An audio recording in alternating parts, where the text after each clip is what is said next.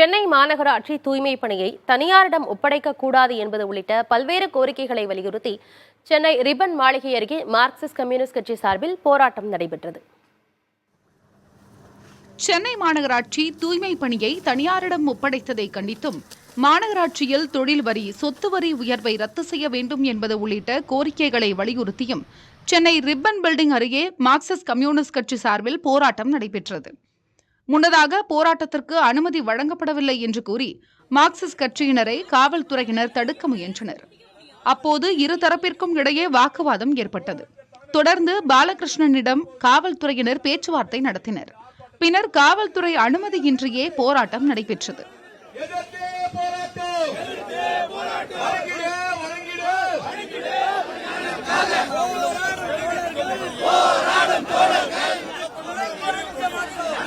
இந்த போராட்டத்தில் பேசிய பாலகிருஷ்ணன், தூய்மை பணிகளை தனியார் வசம் ஒப்படைத்தால் அந்த பணிகள் நடைபெறுவதில் சிக்கல் ஏற்படலாம் எனவும், இதனால் சுகாதார சீர்கேடு ஏற்படும் அபாயம் இருப்பதாகவும் தெரிவித்தார்.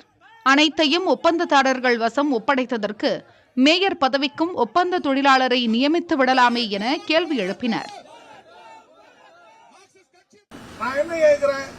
இன்னைக்கு தூய்மை பணியாய் கான்ட்ராக்ட் விடுகிற நீங்கள் நாளைக்கு அரசாங்கத்தையே ஒட்டுமொத்தமாக கான்ட்ராக்ட் தொழிலாளி கையில விட்டுடலாமா? அதுதான் நாளைக்கு அடிப்படையாக அமையும். தூய்மை பணியாளர் என்று சொன்னால் கேட்பதற்கு நாதி கிடையாது. மின்சார விநியோகத்தை கான்ட்ராக்ட்ல விடுறீங்க, குடிநீர் விநியோகத்தை கான்ட்ராக்ட் விடுறீங்க, ஒட்டுமொத்தமா ரிப்பன் பில்டிங்க கான்ட்ராக்ட்ல விட்டுட்டு போயிடுங்களா? அப்புறம் என்னத்துக்கு ரிப்பன் பில்டிங் மட்டும்? எதுக்கு? அதுக்கு மட்டும் மாநகர மேயரை கூட ஒரு ஒப்பந்த தொழிலாளியை வச்சுட்டு போயிடுவோமே.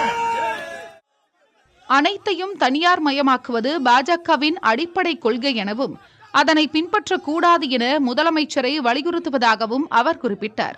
மேலும் சேர்க்கை குறைவாக உள்ள மாநகராட்சி பள்ளிகளை மூடும் திட்டத்தை கைவிட வேண்டும் என்பது உள்ளிட்ட கோரிக்கைகளை வலியுறுத்திய அவர், தங்கள் கோரிக்கைகள் ஏற்கப்படாவிட்டால் அனைத்து அரசியல் கட்சிகளையும் ஒன்றிணைத்து சென்னை முழுவதும் மாபெரும் போராட்டத்தில் ஈடுபடுவோம் எனவும் எச்சரிக்கை விடுத்தார்.